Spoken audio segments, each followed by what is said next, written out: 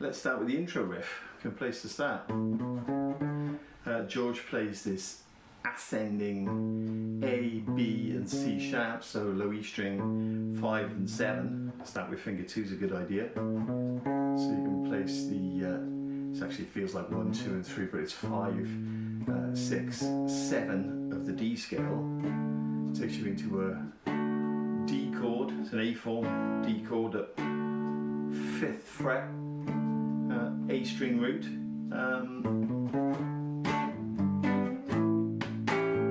Just walking up, if you play it and finger it 2, 4, 1 and then walk into the chord when you hit the root note or tonic, and then you place the chord above it.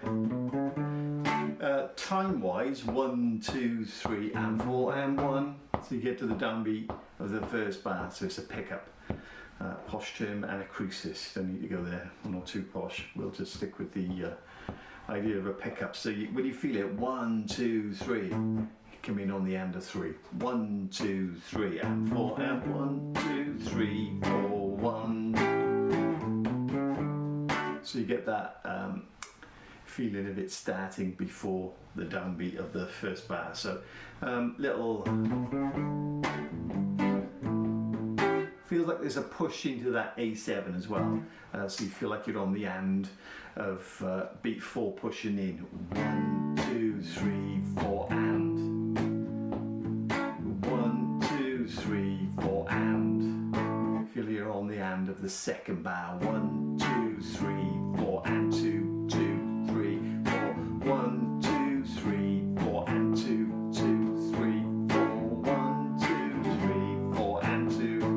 So it's 2-bar loop, D major chord, G major chord, and an A chord, A major, but turn that into a dominant chord because it's a 5 chord, and that's exactly what the Beatles do. Hear that, hear it on the bell.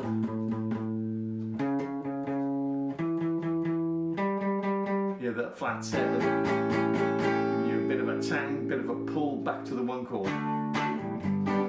And that's the verse part, the first.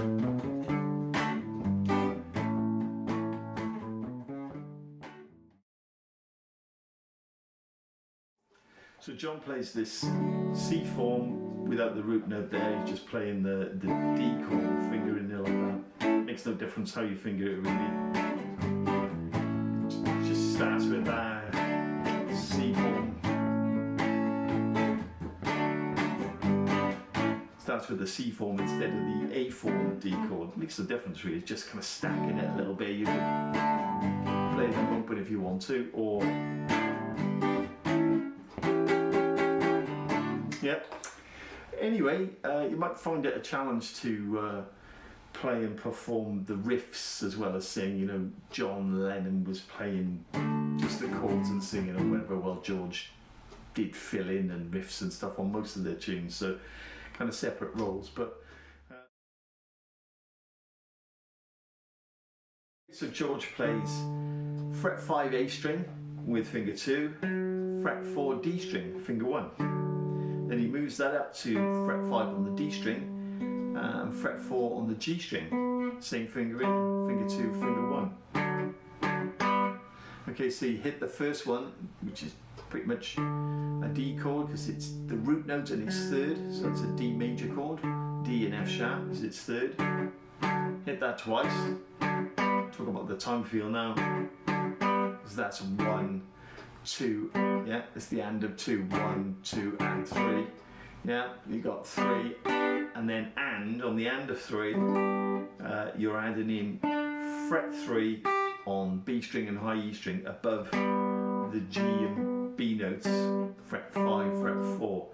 George fingers it by playing finger 2, finger 1, same, and then jumps into this abbreviated G shape here, E form shape, but G chord. Probably fingering it like that, because logically you could finger it and just add in, you know, dropping finger 1 behind. Just dropping it in behind like that. I think he's probably doing it just to create a, you know, a stronger mute feeling. Maybe he didn't feel secure about it. experiment. It makes no difference really, as long as you get it sounding good. Just something I noticed, why is he fingering it? It's not awkwardly, but why is he fingering like that? Probably just to make sure he's got. I always call them bridges and tunnels when I'm teaching. You know, when you've got, if you use finger 3 and 2 there, you've naturally got more of a clearance underneath there for sort of open string droning folk style stuff. And then when you use finger 2 and 1, the finger naturally creates less of an arch, bridge or a tunnel underneath, and that creates a more natural mute. Don't have to think about it, so let's go with that. We've got finger 2, finger 1, and then moving that up, finger 2, finger 1, and then you can drop that down if you want to do it George style, 1, 2, and 3, and so it then drops to an A chord, which is an abbreviated A chord, yeah, A major chord, just using finger 1, adding in, like I said, finger 3, fret 3 and fret on the B string, fret 3 on the high E string with finger 1 before you do. So you got, okay, talk about the timing in a mo, and then he plays an open A string and then slides into the G root and third again. We're sliding from, you know, half step below from fret 4 and fret 3 on D string and G string into fret 5, fret 4, D string, G string, and then we drop back to fret 4 on the D string. You use finger 3 and finger 1 for the root note, because we're on the A chord, then it's a 6 and a root note. Thinking about that on the A chord, so we're going to work out exactly what the tones are. We relate them to the particular chord we're on at the time, so it's definitely on the A chord.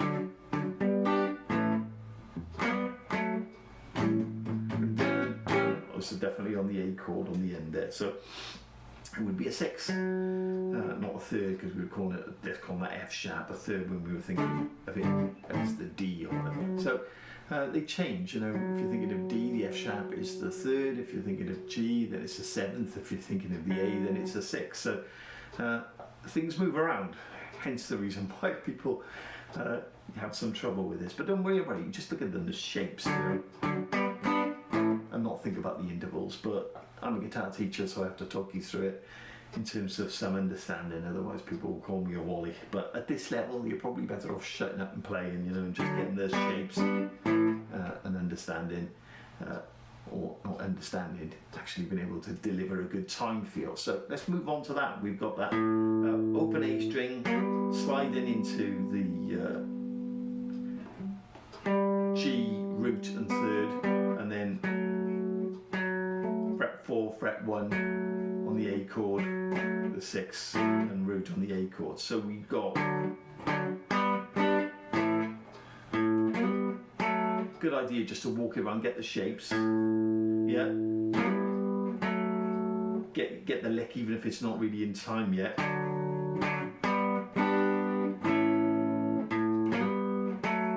Okay, and then once you've got that, you've got your fingers working however you finger that. You can use finger 2 and 3 or 3 and 2, it doesn't matter. So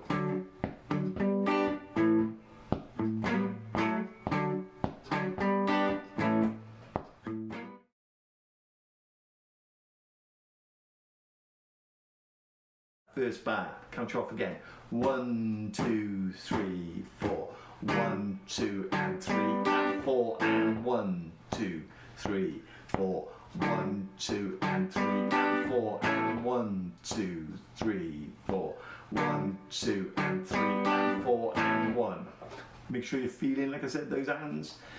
Definitely use a constant rhythm to make sure you've really got a strong feeling for where you're placing rhythms. 1, 2, 3, 4. 1, 2, 3, 4. Reggae will give you that end of the beat.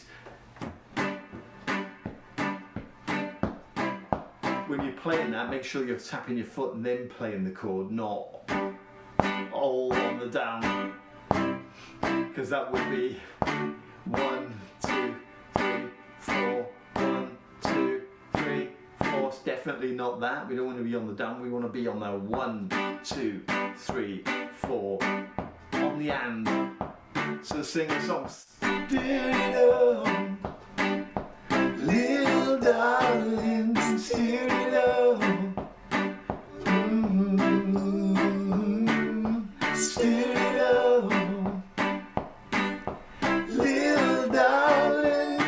Feel it all. You want to be able to sort of hold on to it. Think about being Bob Marley's guitar player or whatever, and being able to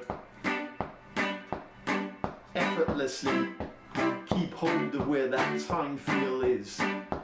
Loads and loads of hands of the beat, you know, and play it for 4 minutes or whatever and do the whole thing, but you need to make sure that you've got a strong feeling for the hand, otherwise you're not going to play any other riffs and things with an hand of the beat in there. So if that's what you've learned from doing this, then that's good. It's only 8 notes, eighth notes or quaver based rhythms here, which that's all you require is the downbeat and the hands.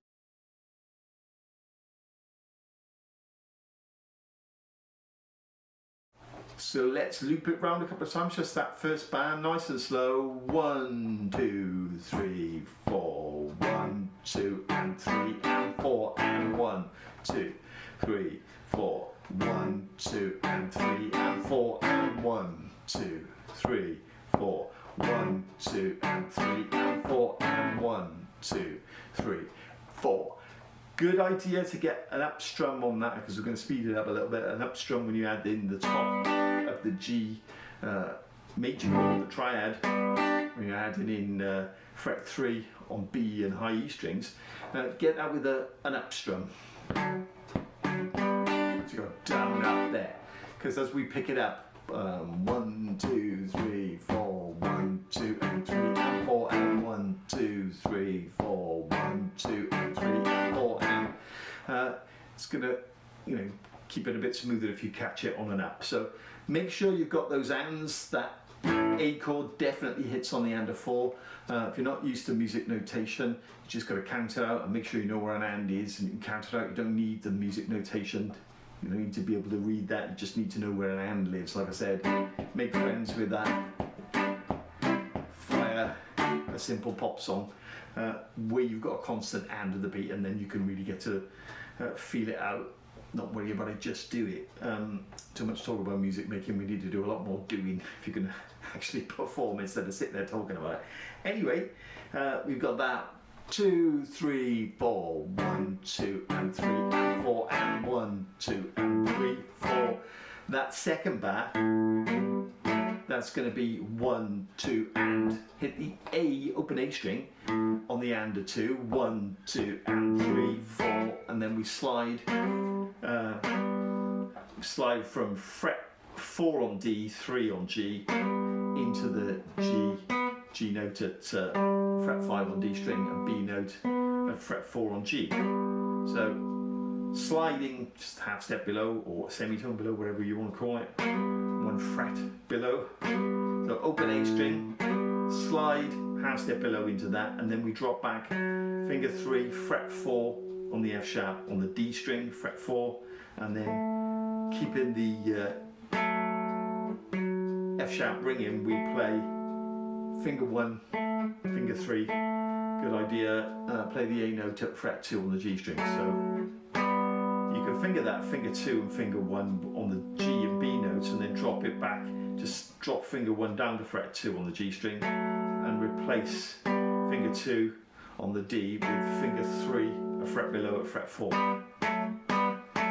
Good idea, I call it seesawing, just, you know, when you're just getting used to move these things around. Get used to the moves. Just get used to the moves you've got to make.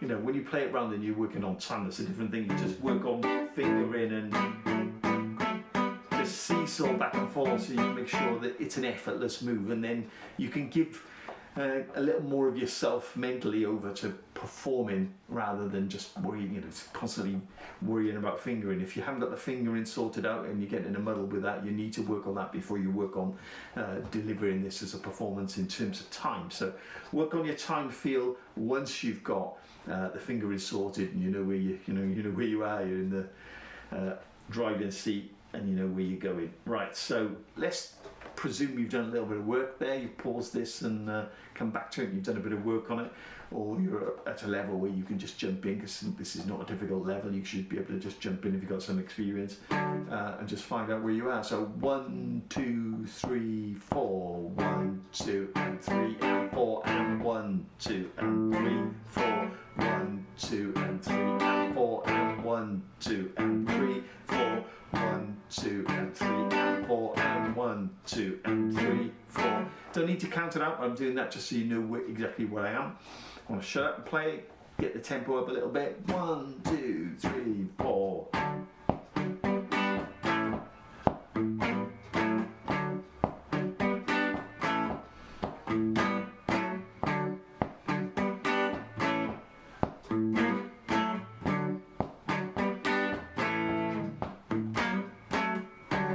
Working on articulation, thinking about how you're sliding into those notes and how staccato you're playing the hits. So you can get staccato feeling. You could try palm muting. I don't think George really plays it that type where you're palm muting, deadening the strings with the right hand, but deadening, you know, cutting the notes shorter, because we could ring 1, 2 and 3. Yeah, now the and a 2 there. 1, 2 and 3 and.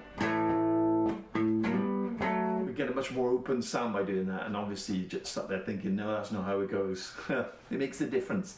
That's called articulation. I'm still playing the chords and the notes in the right area in terms of rhythm. We're playing, hitting those ands or whatever, but it sounds very different if you don't get the sound that George has gone for there, with a kind of short staccato cut sound.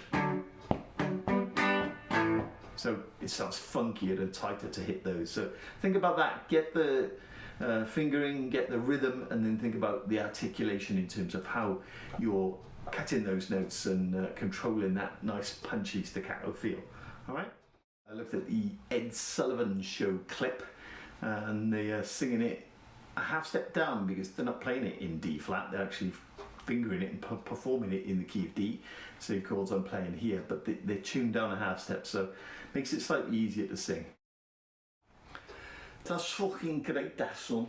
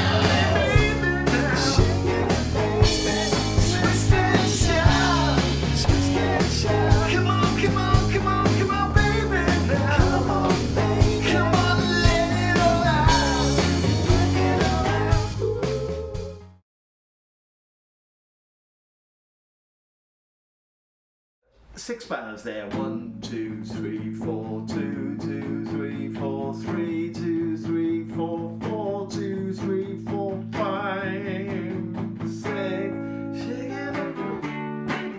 Okay, so you've got 6 bars of a build on there. You can just feel it out, but a good idea to know where you are. The chord progression obviously is a 2-bar loop. 1, 2, 3, 4, 1, 2, 3, 4. Actually, you should cut that. 1, 2, 3, 4, 2, 2, 3, 4. 1, 2, 3, 4, 2, 2, 3, 4. So 2 bars.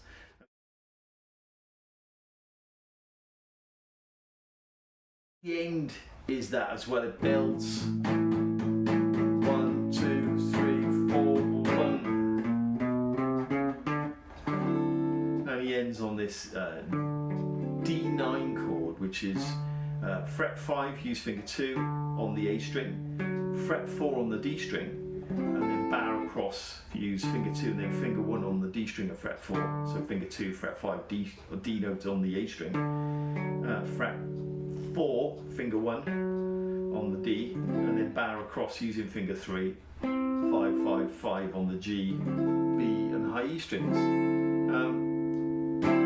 Get used to that, so you've got that 1 2 3 4 2 2 3 4 3 2 3 4 4. So you can hit that end if you want to do a nice tight ending as well. So simply that, building that, you hit the 1 1 2 3 4 2 2 3 4 3 2 3 4, hit the 1 there, a bar 4, 1 2 3 2 2 3. So you can hear that. They're quarter note triplets. You might have to do a little bit of work on that. 1 2 3 2 2 3 1 2 3 2 2 3 1 2 3 2 2 3 1. Gonna get that 3/4 feeling, or 3/2 feeling, or 6/4. You need to get that solid if you want to play that accurately. Again, it's rhythm. It's about time. It's simple, but it's effective because you've got that strong feeling of pulse underneath. 1 2 3 4, and then 1 2 3 2 2 3 1 2 3 2 2 3. Okay. So you need to work on those aspects if you really want to play a tight version of it. Obviously the Beatles had that down.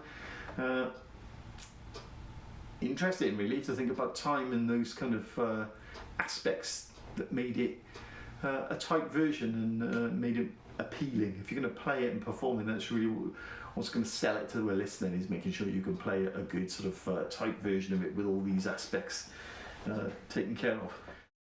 A little bit of trivia. I noticed this via a link popped up that Paul McCartney had recently done a performance with Ernie Isley. The Isley brothers had done a, I'm not sure whether they'd written it actually, whether it was a cover for them, but Paul McCartney had done a recent sort of thank you get together with Ernie Isley, who didn't perform on the Isley brothers version, because he was the younger brother who joined the band later on. And obviously it was pre-Beatles, and McCartney was actually thanking him by doing that performance with him and saying, I think he's quoted, I'll put a link in the comment section maybe under this, that McCartney had said, if it wasn't for the Isley brothers and their version of Twist and Shout inspiring the Beatles version, the Beatles would never have left Liverpool. So he was thanking him for their, well, pretty much, you know, launched their career, that massive hit that they had with it, so in the early 60s. So interesting. I think that caught my attention as well, as Ernie Isley said he was actually watching the Ed Sullivan show performance the Beatles did, and he was sat on a settee with his older brother. He hadn't yet joined the band, but sat between them there was Jimi Hendrix, who was at the time obviously performing with the Isley brothers. Hendrix played with the Isley brothers for a while before he became famous and did his own thing with his own Jimi Hendrix experience, and he was sat there watching. Nice picture in my mind of Jimi Hendrix sat there watching the Beatles on the Ed Sullivan show when they did that performance, and they were playing Twist and Shout, and he was sat there with the Isley brothers watching it. So I think the article goes on to say that they kind of thought the Beatles did a great version, and they needed to think about their image and the way they were presenting themselves, and were inspired by the Beatles to kind of do some of the stuff. But there you go, interesting stuff. Hope you enjoyed that. Please give the thumbs, give it a like, the video a like, and share it to other people. Nice if you help me out by getting stuff seen. So join the channel, there's more of this stuff to come if you enjoyed that. Subscribe and you'll get an alert when I next post something. Okay, thanks for watching.